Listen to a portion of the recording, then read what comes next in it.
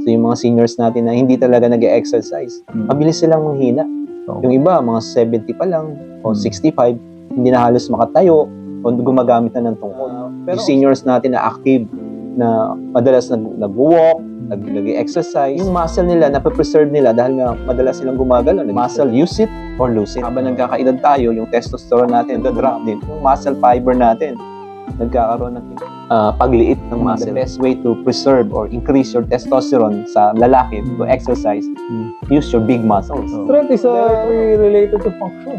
Kaya pag unti-unti mong na-lose ang strength, wala rin ang function. Tingnan mo yung mga matatanda natin, yung mga hindi nag-exercise at humina ang mga muscle, very prone to fall.